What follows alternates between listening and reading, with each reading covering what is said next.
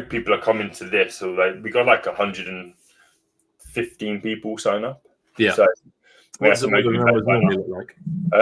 What do the numbers normally look like? It varies.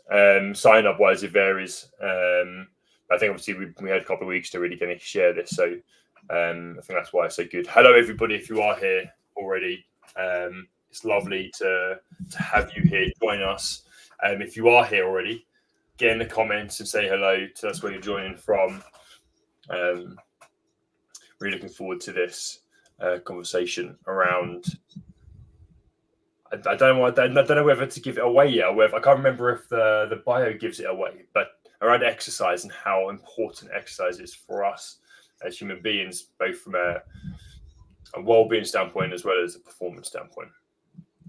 And it's the habit which can really change your life in regards to not only your health but also your mindset. So yeah, really interesting to get this topic under the way and get going. But we'll make sure people are here. So if you are here, as I said, please say hello. Can we see in the comments? Can we see numbers, or is that I can't? No. You're the leader, so I can't see numbers either. So it's strange. I kind of like that because then we're never looking at the numbers and how many people are joining. As far as I'm aware, it's just you and me. That's more comfortable. Yeah, exactly. That's what it is. No worry, no one's here. Intimate. But it is summer, so there will be chances to listen to this recorded. No. Look, there you go. One person. Hello. We are talking to ourselves, James. Are they called Andrea? Is it my girlfriend? Yes. Hey, I'm here for it. Yeah. Just through there. Super fan. Got to have one, right? Yeah. You need at least one. Yeah. My girlfriend's probably at work, not interested. I don't know if I should be more hurt or you by that. That's definitely me. Anyway, let's get started. So, I'm excited to get started on today's topic on exercise and the impact it has on our performance and our well-being. I'm very gladly joined by I would say a friend now, but a friend of mine who's also a fitness fanatic and personal trainer, who I met through his sister, who we did the initial OWP program with, and she was like, "Look, you need to speak to James." And just about transition into PT and taking exercise to people and helping them improve their health and well-being and fitness. So we did, and ever since then we've kind of kept in touch. I'm glad I can get him on here and us have a conversation around the importance of exercise. Thank you for having me, mate. Appreciate it. Let me introduce myself first and get that out of the way, and then I'll get you to introduce yourself. So if you don't know who I am the founder of Employers Health. I'm a high-performance executive coach, and I kind of do two things. First part is help senior leaders on a one-to-one basis perform at their very best, whether that's in work or whether that's outside of work. I help them set ambitious goals and help them try to achieve that and challenge them to consistently do things better. The Employees Health side of things is helping workplaces educate their staff around the 4 different pillars of wellbeing, with lots of other different services to create a wellbeing strategy that really provides for their people. So yeah, that's me. If you want to have a conversation around that or any of those bits, please let me know. But that's my introduction done. James, rather than me butcher yours, can you introduce yourself?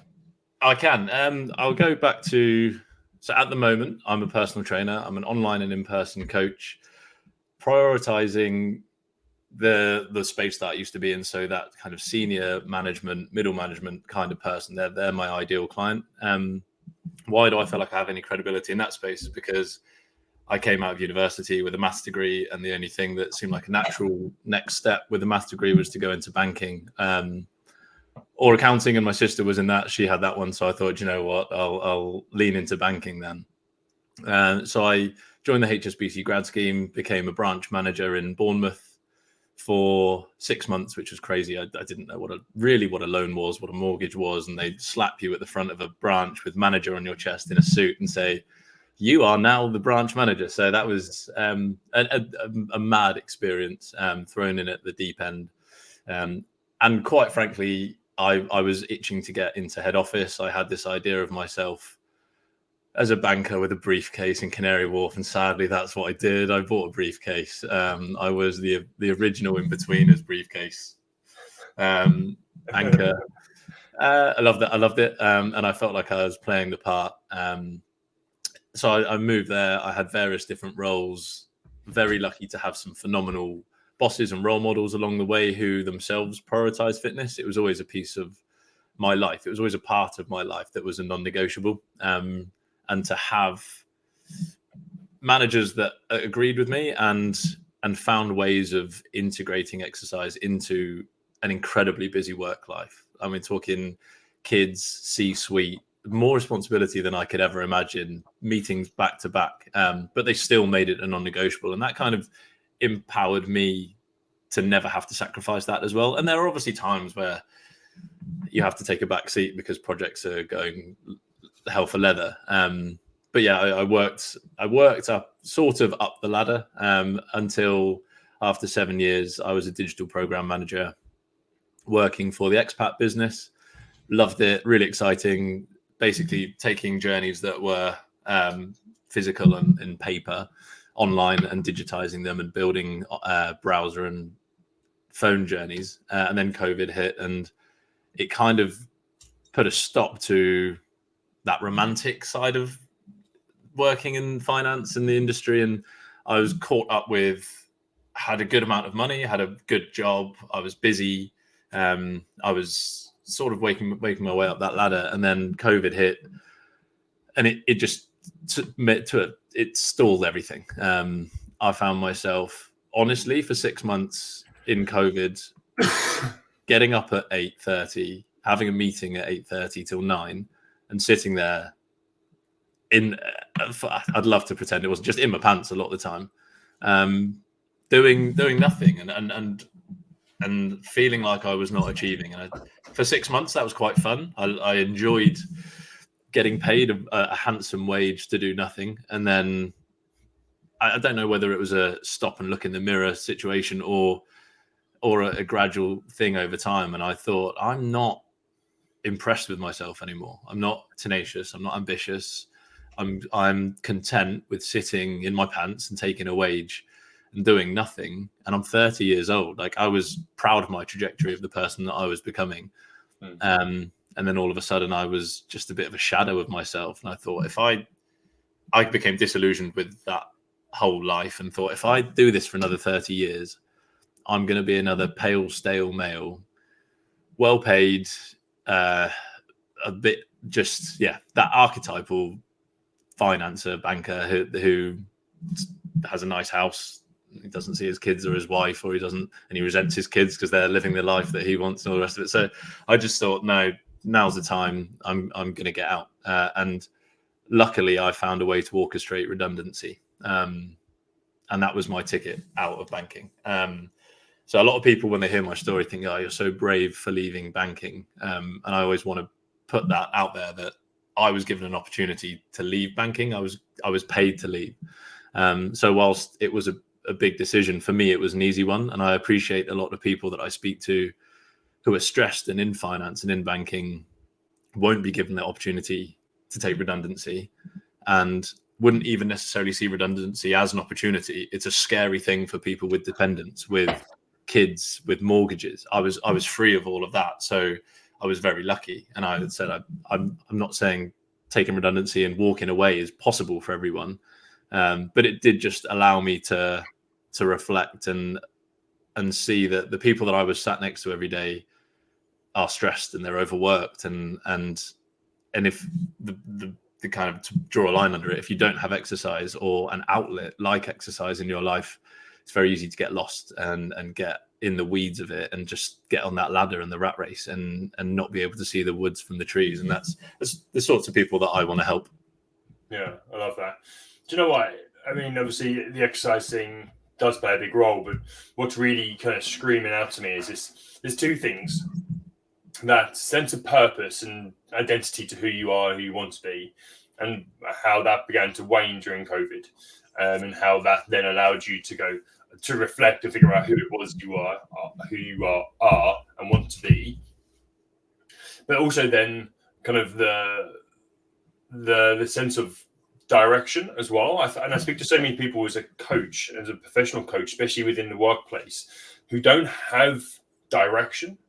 Yeah, they don't have an end goal, or a big, hairy, audacious goal, or a dream of what they want to be doing. And you had that until you reflected and said, actually, either that shifted or kind of left you. And so when that happened, you were a little bit kind of, as you said, in the weeds, in the jungle, just wandering rather than following a path through to something. Make more money. I think that's super important. It boiled down to, so when I was, for the 7 years, there was a program in HSBC called the IM scheme, which is International Manager, and it was the hardest scheme to get on. There were 300 in the world, and it was basically like a SWAT team for HSBC. And you get picked up and you get put in another region or another business and you've never worked in that job before, and they say, right, go and solve that. And that's cultural excitement, all of it, and professional excitement, and unknown, and travel, which is a big part of my desire. And I had applied for that role in March 2020. And then obviously COVID hit. And that scheme had existed in HSBC for 150 years. And that's the first time it had ever been cancelled or not rolled out. And I just realized that I had no other plan. That was it. I probably wasn't going to make it. I mean, I might have made it, who knows? But that was it. I had a single focus. And when that was taken away from me, I just thought, fuck, I mean, I'm going to live in England in a job that I don't like. There is no goal now. And it was sort of, I'll make more money. And I don't need more money. I live a life where if I had another £3,000 a month, my life wouldn't change. Yeah. I would still be as bored with my job. I might have a slightly nicer watch. And then after 6 months, that watch would be in the drawer. There's no need for me to have more money. And I said, that's a privileged situation to be in, but I had no ambition or goal anymore. And as soon as that got taken away from me, I just felt deflated. And I just thought, having more money, climbing the ladder, I was looking at the managers and the senior managers above me, and they all looked like they were having the worst time. They never saw their families. They were stressed. They were arguing and bickering with each other like it was sixth form. And I was like, that's the best case scenario for me in 10 years, 20 years, is I'm one of you. And that's just... I hope they're watching. I've invited, man. I loved some of them. And it's great. And it happens, and you see it all over the place, right? And I think it's important that there's opportunities for people to reflect on that. I'm just going to bring us back into line with exercise and the topic of the podcast. Just because it'd be easy for us just to kind of go off in this rant about people not really following a dream. I do just want to say, go on. That was my experience. Yeah. I've said it again. I actually loved banking up until that point. It was just something got pulled out of underneath me, and that changed my perception on the whole thing. Banking and financial services are not bad places to be. I look back and I loved it while I was there and while I had a purpose. It just stopped serving me. And jobs like that they are right for most people. So I'm not saying being in financial services is a bad thing. I'm just saying for me it lost its allure, and I lost my purpose. If I was, I just want to call that out, because I'm not bank bashing or saying that people who work in corporate jobs are doing the wrong thing by any stretch of the imagination. It just stopped working for me personally, and at that stage I had to check out. Yeah, fair. James, why is exercise so important to you? It's always been a part of my life, and I would say some people probably disagree with this, a chronic overthinker. I'm thinking about all things all of the time, and it's a place that I can go, and I can't remember how I put it, but your brain can't hear your thoughts over the sound of your screaming body is effectively how I put it. But sometimes it's just the only place I can go where I can lose myself and not think about anything. And particularly when I was working in the corporate world, that was really important. I would lay in bed stressed, thinking about what I had the next day. There was no solace. There was no place or space that I could go, which was quiet. And then, candidly, you live for the weekends. You go out and you drink at the weekend. So you're not processing anything. You're not having quiet space. You're just sort of forgetting about your concerns for a brief period of time. And then they come back tenfold on the Saturday and the Sunday morning when you've got a hangover and you realize that you're now really worried about Monday. Exercise allowed me that freedom from the stress and not the hangover and the anxiety. That's from a mental health perspective. From a community and a social perspective, it's phenomenal. There is nothing like it. I said, I go back to university and the friends I made from getting up at 6:30 on a Friday morning and doing a strength and conditioning session and vomiting next to your mate and next to a tree in the rain at 7 o'clock. There's something that you just build bonds that outlast anything. So it's that the mental health, the community side of things, obviously being fit and healthy. I'm lucky enough that because I've always exercised, I feel like I can move all the time. But there are periods where over Christmas or when work gets stressful, I don't exercise, which means I don't eat well because they compound, right? And I feel awful. I feel sluggish. I feel less confident. And there's a very direct link between how fit I feel and how confident I feel.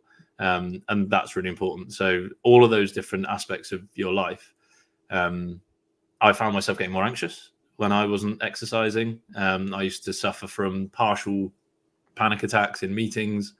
And again, when you're in the weeds and you're prioritizing work over exercise, the work becomes all consuming. Your coping mechanism drops out because the first thing to drop out is normally exercise. And that would just go in a self-fulfilling cycle of you're going to have a panic attack next time you're in a meeting. And without the solace and the time to think and separate yourself from your thoughts whilst doing exercise, it's really difficult to get yourself out of the headspace of you're going to have a panic attack. So yeah, all of those things, it's an anchor for me for social, mental, physical, and other elements of health.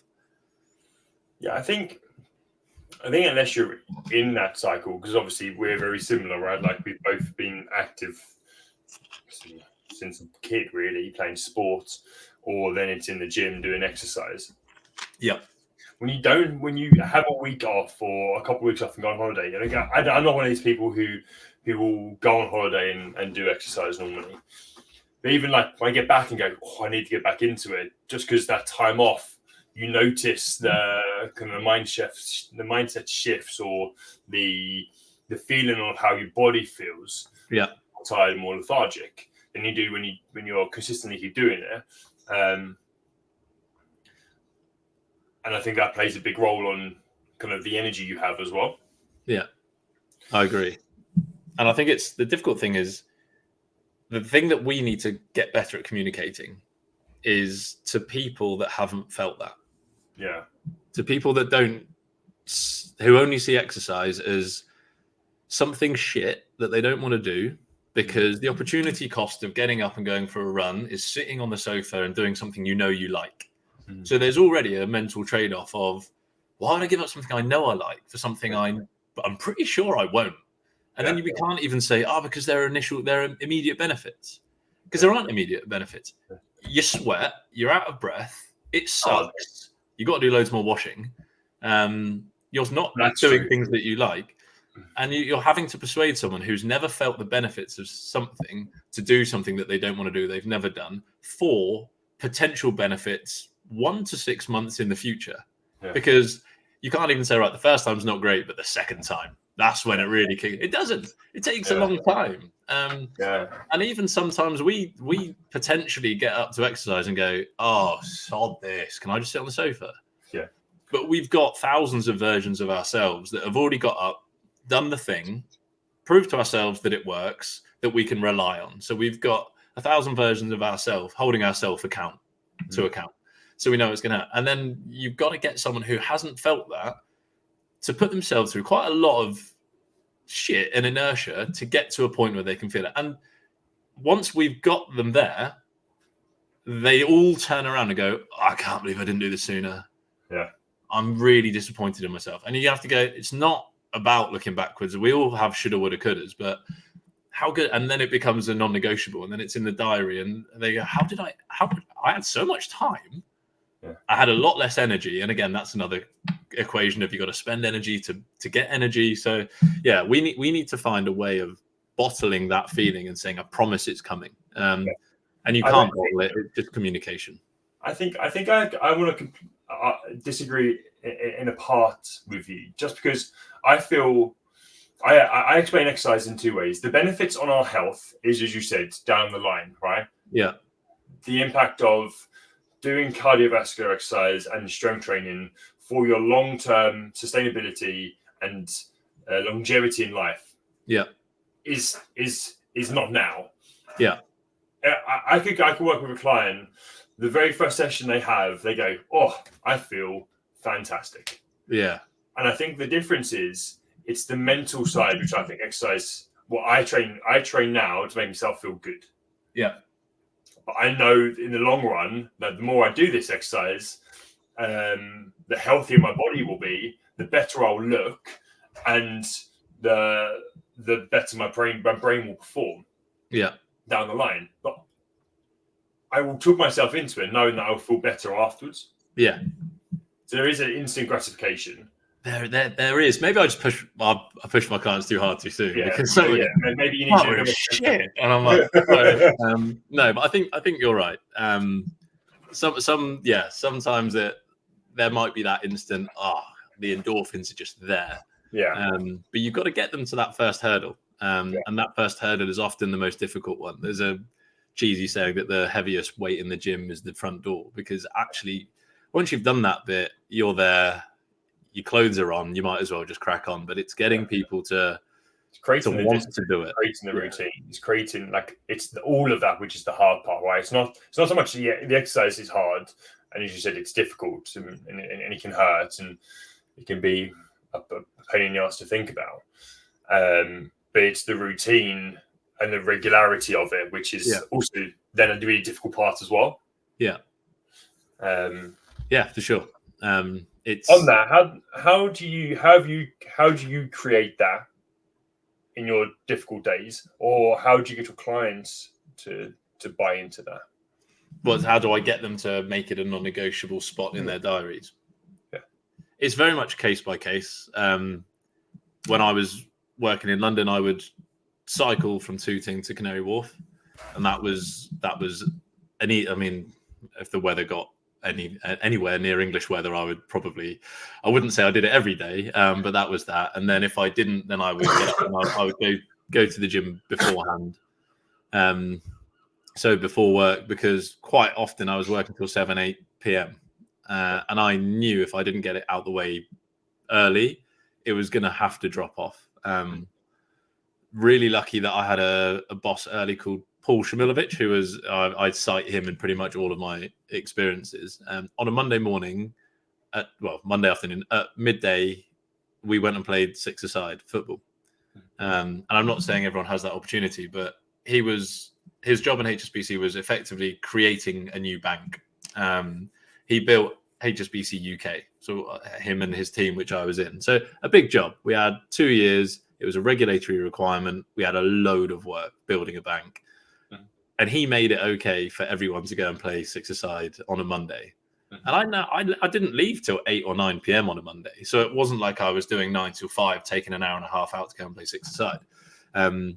But I liked, on a Sunday night, I looked forward to work because I knew I'd smash out 3 hours and then I'd get to go and play six-a-side. And I would work longer on a Monday than any other day of the week in total, in a net gain, because I had that. So you've got, do it before work because you know that it will drop out otherwise. Do it in a very structured manner, which means if you book a class, you can't drop that out. Pay for the class because you lose the money.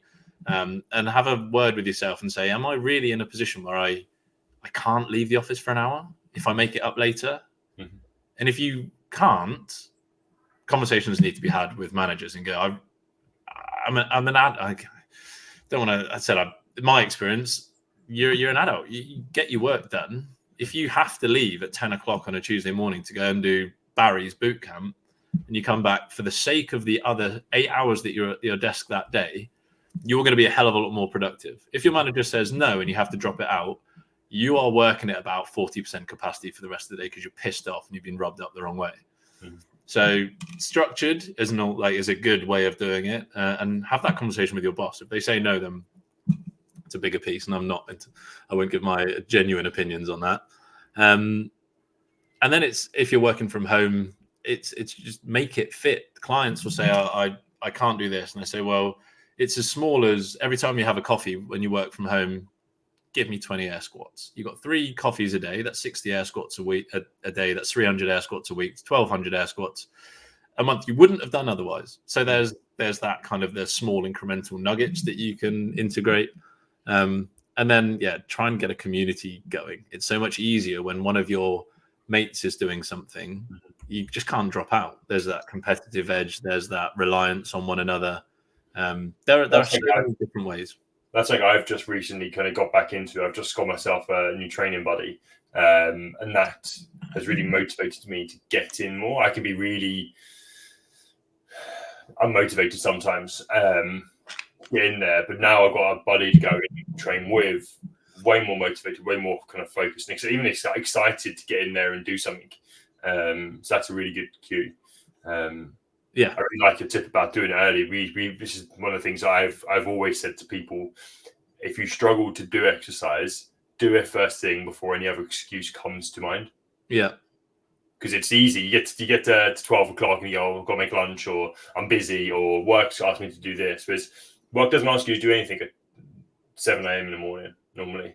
No, go and do it, even if it's half an hour, 45 minutes. Yeah, and then there's us sitting there with no kids, go and do it at 7 o'clock in the morning, and there's no absolutes in life and fitness, and it's going to have to change and tweak. And this is by no means a pitch, but some of my clients that have got kids and all the rest of it, and we find time, we find ways of doing it, and ultimately, it's what you get from going with a friend is so lucky. If you have the opportunity to go with a friend, that's great. A lot of people don't, or they're working from home. And an element of the friend being there is the accountability. And I've got clients, so I offer check-ins once a week, and that's something that I want to do. And some of them say, do you know what, mate, for the next month, I don't need a check-in. I just need you to put my workouts in an app, because if they're not in an app, I'm not doing them. Yeah. But having it there and having to tick off each exercise and tick off the day is what I need right now. So time can be found. It's just, once you found the why, like, what is it? Why are you trying to get fit? And that's great. If you can get that and anchor that, everything else falls into place. If people are struggling to find their why, their cheesy why, whether that be I want to play with my grandkids, I'm sick of getting to the top of the stairs and feeling out of breath, this never happened. All of my mates play football on a Thursday night and I've had to bow out because I've got a bad back. All of those are whys. And once people have that, and that's most people have got that, everyone's got a why. Once you find that, the excuse of I don't have time goes out the window, because I said it, you've got no time all week, and then one of your friends rocks up into town, you're going out for dinner with that mate. You find time to do the things you want to do because you care about them, and all it is a value. Yeah. I was just going to say that it is a value. Where do you value it on your importance of you? Yeah, it's a value exchange, and you've got benefits minus perceived hassle, and people inflate the perceived hassle. They go, it's going to be really difficult. I'm not going to feel the benefits. It's going to be really expensive. I need to go into the gym for an hour and a half. They inflate that artificially to give themselves permission not to do it. And they decrease or deflate is the wrong word, the benefits, because they haven't experienced them before, or they haven't experienced them for a long time. And then, so it's a value exchange. And we as coaches or people or communicators need to give them the evidence to say, actually, analyze the potential benefits, analyze the perceived hassle, and then make an educated decision instead of saying, I haven't got time. Yeah, but wouldn't it be nice to feel sexy in the bedroom again? Wouldn't it? That's it. It boils down to it. A lot of people go, I don't feel good naked. Be honest. You want to feel good naked. You want to get to the top of the stairs and not be out of breath. They're just things that we want that we've got so used to not having that we don't think is worth changing. And it's not right. And that's because whether it's wrong information or really not prioritizing themselves, everyone gives so much to their job, to their family, to their friends, that they've got little old me is just doing everything for everyone else, self-sacrificing, not prioritizing yourself, neglecting your health and your fitness to make more money to spend on people who would rather have you there present in the moment than your money in the first place. Yeah, I don't want to get ranty, but everyone could and would benefit from more exercise for themselves and for the people around them. Yeah. So, no, and I mean, obviously, I completely agree with everything you've just said, and we do make excuses. But once you go into that routine of doing things, it does make a big difference. What is best for? Well, what kind of exercise is best for a corporate body, let's call it, or an employee in a workplace at any level? What kind of exercise is best for them to go and do? If you're looking at a week, what would you do for them? I know that this is gonna. It's there's no right or wrong, as I always say, but always say, it's the one that you're going to stick to. And that sounds really, really like a cop out. But the only thing that makes a program effective is adherence. Mm-hmm. You could pay someone 10 grand a month to give you all of your analytics, exactly what movement you need to do to get you from A to B. But if you find it a bit dull, you're not going to do it and it's not going to work. So it is, you know, no one likes going to a gym and running on a treadmill for 50 minutes. But so many people think that that's what they need to do to get fit. Mm-hmm. So that's what they do. They hate it, quite rightly so, because it's mind numbing and it's dull. And they give up and go, I don't like exercise. They go, no, you don't like looking at yourself in a mirror for 50 minutes with your face sagging every time you come down on your foot. No one likes that. No one. So it's just find something that is going to stick. Yeah. And if it is running on a treadmill, you need some help. You need some help. But it's for me, it was a One Rebel class, which is a class in London, which I loved. It was overpriced, but it was good quality. I loved the trainers, and I would give anything, and I would make it a non-negotiable. No matter how busy work was, if I had a One Rebel class booked, I was there. And it's if you've only got 20 minutes, there are loads of things that you can do that allow you to exercise within 20 minutes. And if you enjoy them and you find them convenient, then you're just going to keep turning up every day. That's the right exercise for you. And some people want to train for a triathlon. Some people want to get big muscles. Just do something that you enjoy. And if you don't know what you enjoy, I mean, I don't want to sell it, but go on ChatGPT for Christ's sake. Like, you can create a program if you need to off that. Say what you like, say what you don't like, and see what it spits out. But just for the love of God, do something that you enjoy, and you'll stick with it. And then you'll see slightly incremental gains or improvements and steps in the right direction. And you'll say, okay, what do I like and what do I want more of? And it will just become that self-fulfilling cycle of, I'm going to find something that works and I'm going to stick with it and I'm going to introduce more of it. And you'll find your own way, or ideally hire me and I'll find it, or you, and we'll find it for you. I'm just gonna throw something out here because I completely agree with you, and I would always recommend this. I did this. I don't really like going for a run or doing cardio of any sort. But Such good PTs. But I will play sport to the cows come home, right? So I find 100%. I will change the thing to make it worth. I'll do the thing in a different way, right? But I have one thing which I wanted to question and get your response on. Where does walking come into this for you? because you're saying doing something, and I always have this argument or discussion with people. Walking's really good for you. Yes. But I don't think it's exercise. That's because you're coming from a standpoint of someone who plays hockey every week. I'm coming from a standpoint. I do come from a fit standpoint or fitness standpoint as well. Yeah. But I've seen my mum take the dog out for a walk, and people go for a stroll and call that's their exercise for the day. Doesn't increase their heart rate. Doesn't get their lungs working. They don't struggle to talk.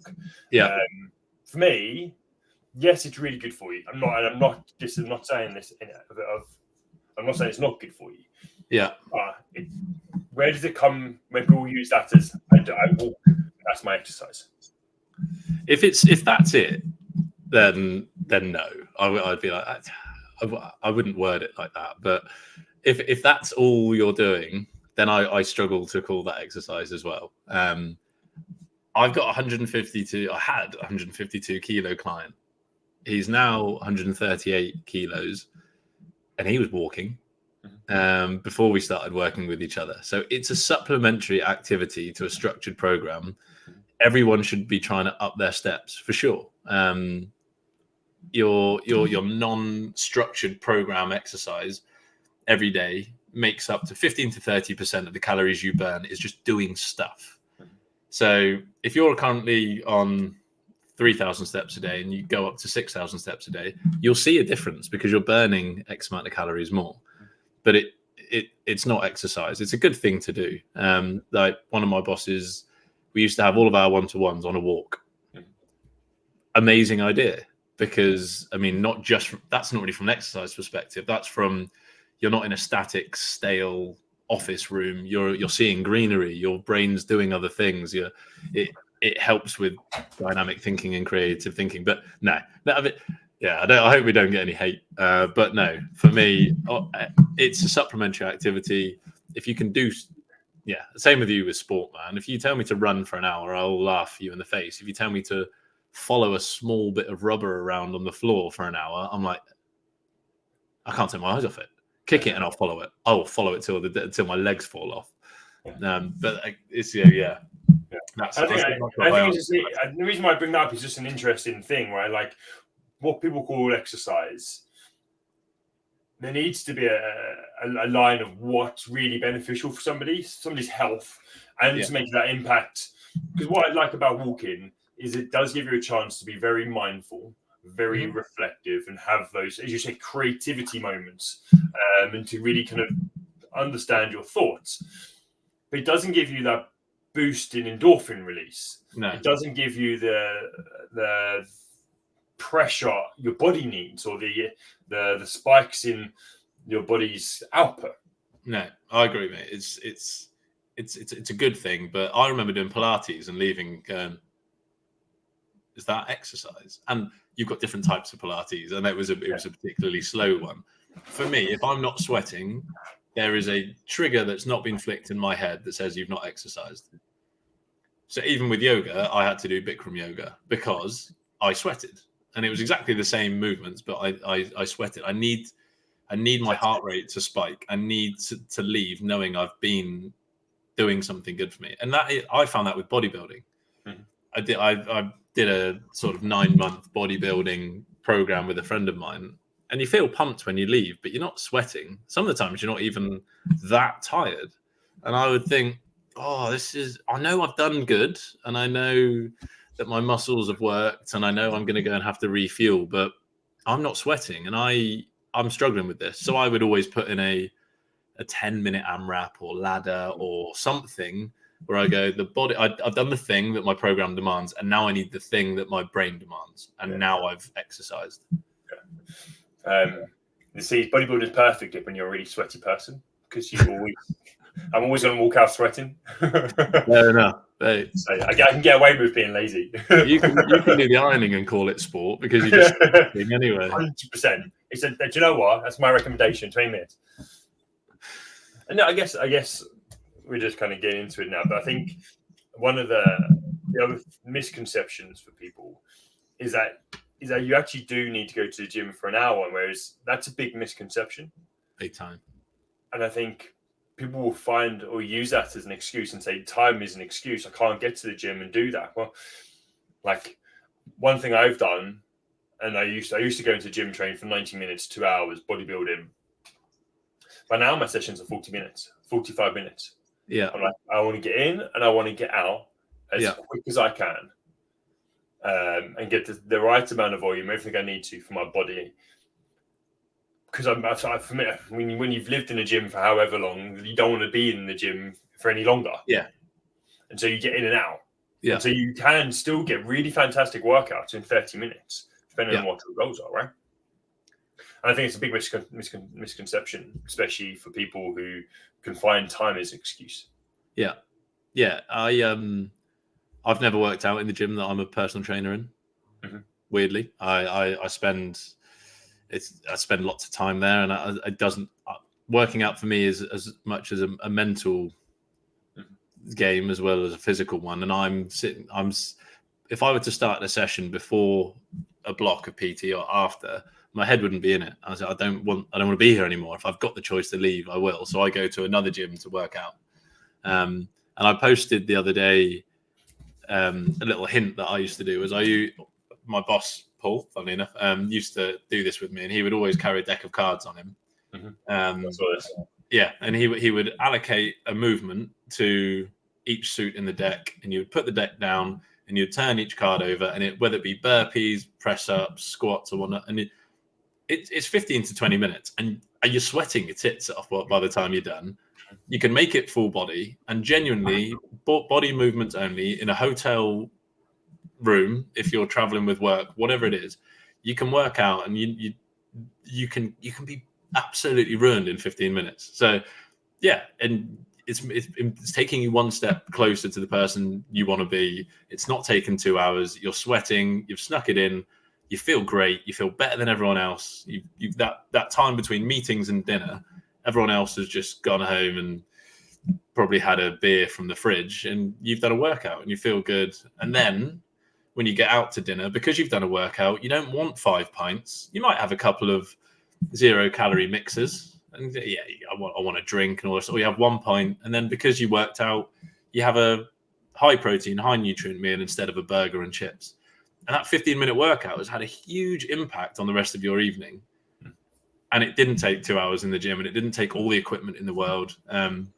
There's answers to everything, and they're all really they're all right because there aren't many industries where we can put our hand on our heart and say, if you do more of what I tell you to, you're going to feel better, look better, have better relationships, do better at work. It's not even a sales conversation when you're talking to someone. You believe it more than anything in the world, and you look at the other person and say, I just want to help you, and I know how to help you. And then so it's a nice position to be in that we're in, but sometimes quite a frustrating one because we know what we're offering is genuinely right for people and benefits them. Yeah. I've got a couple of kind of FAQ kind of questions for us just to kind of run through. I think we've kind of run through a couple of them already. But I think it's quite an interesting thing to do, just see if it kind of brings up any more questions. If you have any questions for James, then please jump them in the comments. There have been some kind of bits throughout. So Matthew Collington, he sweated a bit from Joe Wicks. No comments on Joe Wicks. Absolutely tweaks me, Joe Wicks. Yeah, I thought I'm assuming that was a bit of a low hanging fruit there to see if he got you a comment. Do you know what? If he made you do a workout that you wouldn't have done otherwise, then Joe Wicks. You go, Joe. But my question for you is, how much exercise should you do per week? Let's finish off with per week. I should know this, right? I think the official stat is 150 minutes of exercise a week. Yeah, the official government guidelines is 150 minutes of low intensity exercise per week. Yeah. 75 minutes of moderate to high intensity exercise a week. Yeah. But from a PT. So that. From a PT's perspective, I struggle with people who hire me for 1 hour a week. That's definitely not enough. I think that's a tick box exercise where they feel like that's all they need to do. They work out, they have a PT, and that's good. And I say that's not enough. I would say every other day at least do something 30 minutes long. And I said it's anecdotal depending on who you are. The guy who was 152 kilos and is now 138, he swims 5 days a week, and we have a PT in person. And he owns his own company. It's as much as you can do. But yeah, I guess if you're sitting there on your phone of an evening and you haven't exercised yesterday, you don't plan to exercise tomorrow, and you've got an hour and you're just going to scroll TikTok, you should be exercising. Because if I asked you after that hour that you spent on TikTok, how many of those videos do you remember? None of it is going into your brain, none of it whatsoever. So all you're trying to do is find a mental escape from the stresses of world. That's exactly what an exercise is going to give you, but it's going to be training your body at the same time. Basically delete TikTok, and every time you want to go on it, go for a run. Job done. You do it first, and I'll do it afterwards, Joe. I have to have TikTok because I have to post on it. The social media is a thankless, horrible part of our jobs, but I completely agree there. Yeah. I think one session a week will help, but it's not enough. Yeah, of course. It does help you build a little bit of strength if you're focusing on strength training. It's probably not enough for cardiovascular improvements, I would say. Yeah. But for strength training, I've seen clients make a slight improvement, and they do get fitter. So yes, both sides, you do get a bit better. Yeah. There is a big sticking point. You get to a point where you don't make much progression. No. As I said, when you get diminishing returns, so if you start off with no experience whatsoever, absolutely one session a week is going to make a change. But your body adapts quickly, and before you know it, one session a week will be fun, and you might go up very, very small amounts. But I guess the key thing is one session a week. I'd try and use a metaphor. Is like you got a calm pond where you're doing no exercise. You're not thinking about you whatsoever. You drop a stone in it, and that is your one PT session a week. And the ripples out of that are, because you've had that one session, you're going to eat slightly better that day and the next day. Because you had that session, your sleep improves slightly the next night, and you wake up the next day and go, I slept well last night. Maybe I'll exercise again, because that has that impact. So 1 hour a week is meant to just create some ripples into the other sort of health signatures and elements of it. So it does help. It does bleed into the other elements, which is what we're trying to do. And our job is to say, right, not in that hour I've got you with that we're doing exercise, what are you going to do the rest of the week? Because I need to affect the other 6 days and 23 hours in 60 minutes. And I need you to want this for yourself. And that's what we do. And I'm sure for the day either side of our sessions, they're really good. And then 2-3 days, it dips a little bit. And then they get closer to the session. They go, I need to eat well because I've got PT tomorrow. Like, no, you need to eat well because you feel good when you eat well. It's not that. Yeah, completely agree with you. Yeah, it is a ripple effect, isn't it? Even when you're going out with your friends and you've done that training session, your choice is so much better as well. Okay. With that in mind, then, where are you prioritizing your time and what sort of exercise? Where am I? Sorry, prioritizing your time with exercise. What kind of exercises are you doing? What would you recommend for people to do? Strength training is just excellent. So I've got clients who are 40 plus females and concerned about the impacts of getting older as a female and wanting to do strength training because bone density and osteoporosis and all the rest of it. So that is strength training is just excellent. Getting stronger. The biggest cause, ad hoc here, but the biggest cause of falling is because your legs aren't strong enough to hold you and your hands aren't hold enough to grip something when you slip. So as you get older, if you haven't trained your legs and done squats and lunges, then you've never trained your grip and you haven't done anything where you're holding dumbbells or holding kettlebells, when you get to 60, sorry, it's ridiculous, 70, 80, 90, and you slip because your legs have fallen away and you can't hold on, you're much more likely to injure yourself. So just the fundamentals of moving things, holding heavy things, that if we're talking about the basic function of being able to grow old safely, strength training is amazing. Also, if you've got someone in a really high-powered job who is in meetings for 12 hours a day, getting them to go and blitz a HIIT class, which is going to raise their adrenaline and their cortisol in a body that is already being pumped full of adrenaline and cortisol, is not going to help. If we're trying to talk about avoiding burnout, then a slow jog is the right thing for that person to get to slow down. And some resistance training, amazing at cortisol management and getting better at just at existing under high levels of stress. So it's whichever of those you care about, just prioritize the one that you're going to do. Yeah, I think some really good tips there as well. I think from my side, strength training is a must. I don't think people don't like it, but it's the most important one out of the lot to do as exercise, just because I think it's so easy to skip, and the long-term benefits to our longevity in regards to being able to walk up and down stairs, to not fall over, to play with grandkids, to stay really able. I think it's so important. Yeah.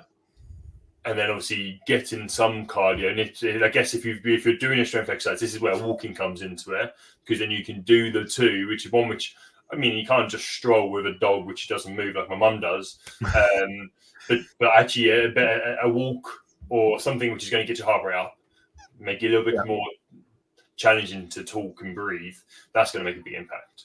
The strength conditioning, big compound exercises, getting things to move. The one that I want to add to your falling thing is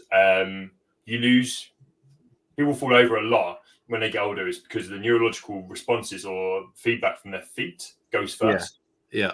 So the gap, so the more you train the muscles and the more you train your lower legs, the neurological responses stay there for longer. So that helps standing. That's improved as by racket sports as well, right? Yeah. Like hand-eye coordination, like having to think whilst under fatigue. Yeah. Awesome.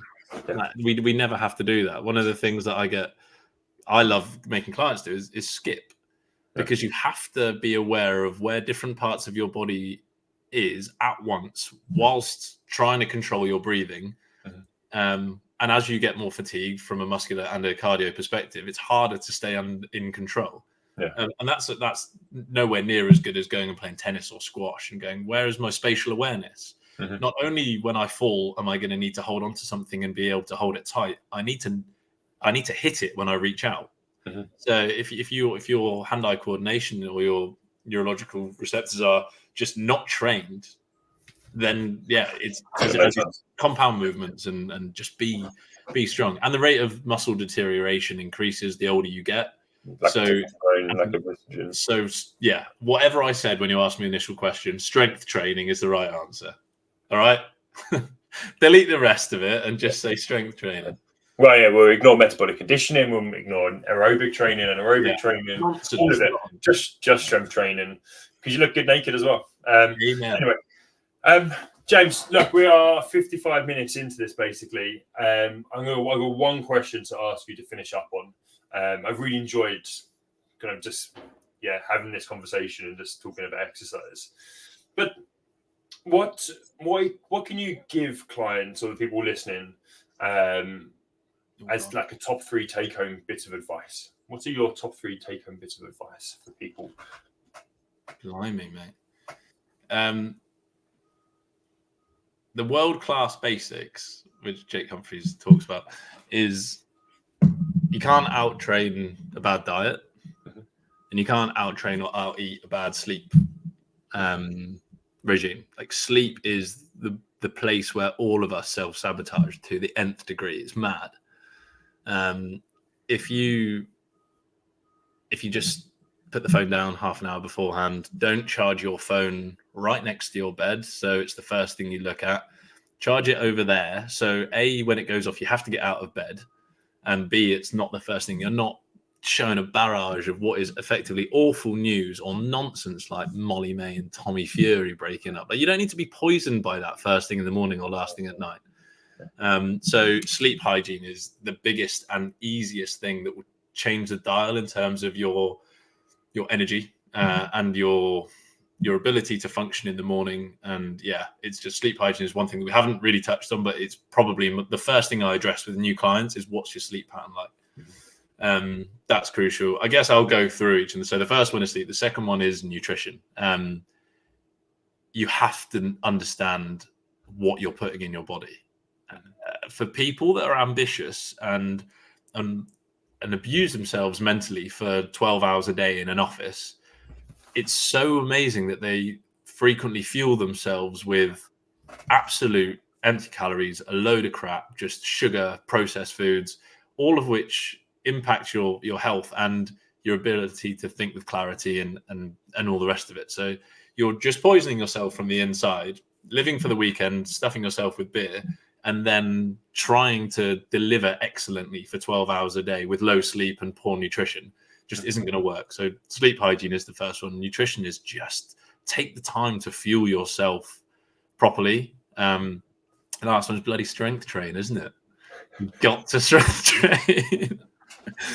I don't know if that was what you're looking for, but if basically those three things, you just need to change each of them a little bit, just a little bit, and the benefits compound, and you will feel like a new person in 2 months, 1 month, if you just slept half an hour more, improve the quality of that sleep, ate slightly better by planning and preparation, being less reactive. Reactive is the kryptonite to any good diet. So we're all just going to grab a Pret.